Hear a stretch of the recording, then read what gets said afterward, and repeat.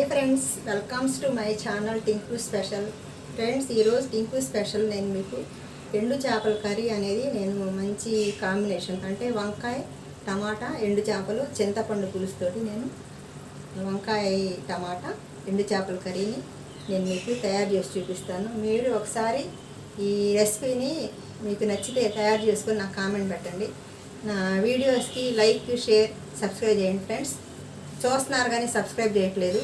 మీరు నన్ను సపోర్ట్ చేయండి ఫ్రెండ్స్. మంచి మంచి వీడియోలు పెడతాను రోజు. ఇంకా మన వీడియోల కంటే ఇంకా వంకాయ టమాటా కర్రీని ఎలా తయారు చేయాలో చూపిస్తాను. చూసి నేను ఫ్రెష్ వంకాయలు, టమాటాలు, పచ్చిమిర్చి, కొత్తిమీర, కరివేపాకు తీసుకున్నాను. ఒక ఉల్లిపాయ మీడియం సైజ్ కట్ చేసుకుని పక్కన పెట్టుకోవాలి. ఎండు చేపల్ని ఒక 10 నిమిషాలు నానబెట్టి పొయ్యి మీద పెట్టి ఒక పొంగు రానిచి వేడి నీళ్ళలో ఉడకబెట్టుకొని తర్వాత శుభ్రంగా చన్నీటిలో కడుక్కుంటే ఇలా ఫ్రెష్గా తెల్లగా బాగా పొట్టుపోయి చాలా నీట్గా ఉంటాయి. నీసు వాసన కూడా ఎక్కువ రావు. ఇలా నేను ఉల్లిపాయలు, పచ్చిమిర్చి, కొత్తిమీర, కరివేపాకు సన్నగా కట్ చేసుకొని పెట్టుకున్నాను. వంకాయలు కంట్రెక్తాయి కాబట్టి ఇప్పుడు కట్ చేసుకొని కూర ఉడికిన తర్వాత మనం టమాటాలు ఉడికిన తర్వాత నేను వంకాయలు వేస్తారు. ముందుగా మనం ఈ శుభ్రం కడిగి పెట్టుకున్న ఎండు చేపల్ని నూనెలో వేసి చక్కగా వేయించాలి. ఇలా వేయిస్తే మనకు ఈ చక్కగా వేగితే అంటే నీసు వాసన రావు. అంటే కొంతమంది డైరెక్ట్ వండితే కొద్దిగా నీసు వాసన వస్తాయి. ఇలా నూనెలో వేయించుకుంటే నీసు వాసన అనేది రాదు, తింటాను బాగుంటాయి. ఇలా వేయించుకున్నాను చూడండి ఫ్రెండ్స్. ఇలా వేగిపోయినాయి ఎండు చేపలు. అవి బద్ద చేపలు అంటారు.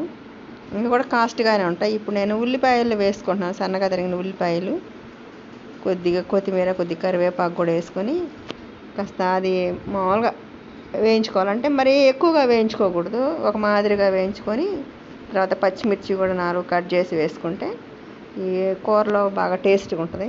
తర్వాత మనం కారం కూడా వేసుకుంటాం కాబట్టి పచ్చిమిర్చి కొద్దిగా తక్కువగా ఒక 4 పచ్చిమిరపకాయలు వేసుకోవాలి. ఇలా వేసుకొని ఉల్లిపాయలు, పచ్చిమిర్చి ఇవన్నీ చక్కగా వేయించుకోవాలి. తర్వాత మనం ఒక స్పూన్నర ఉప్పు, అంటే మీరు ఉప్పు చూసుకొని తగినంత ఉప్పు వేసుకోండి. ఈ చేపల్లో అయితే సప్పటి చేపలు ఉప్పు ఉండదు కాబట్టి ఉప్పు మనం కరెక్ట్గా వేసుకోవాలి. ఇలా వేసుకున్న తర్వాత ఒక 1/2 స్పూను పసుపు వేసుకోవాలి. ఉప్పు మాత్రం చూసి వేసుకోవాలి. 1/2 స్పూను పసుపు వేసుకున్నాను. ఇలా వేసుకొని మళ్ళీ ఒకసారి ఈ ఉల్లిపాయలు, పచ్చిమిరపకాయలు అన్నిటిని ఒకసారి కలుపుకుంటున్నాను. ఇలా ఒకసారి ఈ మాదిరిగా మొత్తం ఉప్పు, పసుపు పట్టేటట్టు ఉల్లిపాయలు మొత్తం వేయించుకుంటున్నాను. ఇలా వేయించుకున్న తర్వాత మనం ఈ పచ్చిమిరకాయలు 4 పచ్చిమిరకాయలని నేను తుంచేస్తున్నాను.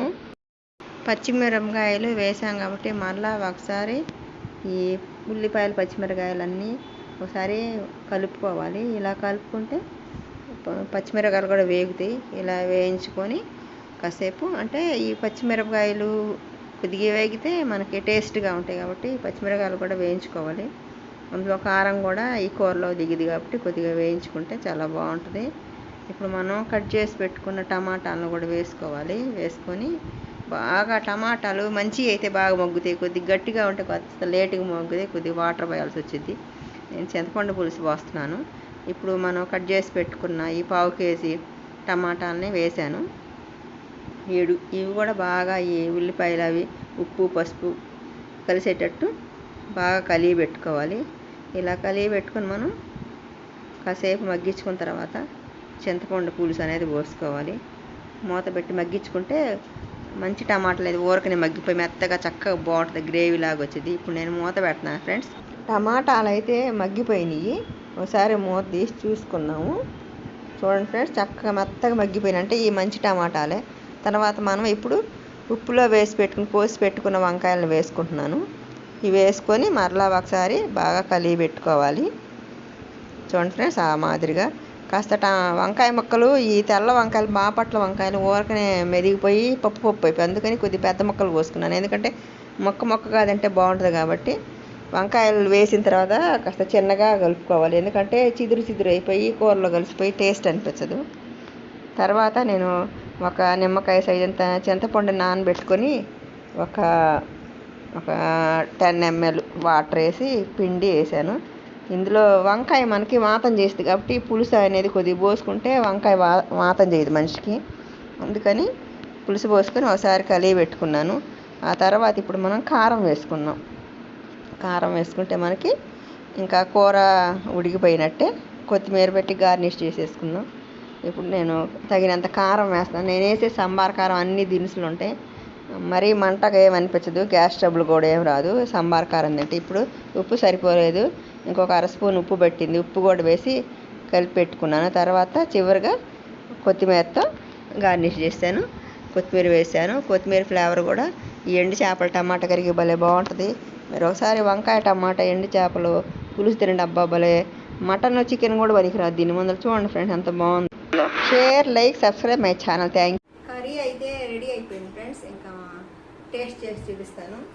చాలా టేస్టీగా ఉన్న కూర అనమాట. వంకాయ టమాటా చింతపండు పులుసు ఎండు చేపల కర్రీ చాలా బాగుంటుంది. అందరూ చాలా ఇష్టంగా తింటారు. తిన్నోళ్ళు అయితే వంకాయ కూర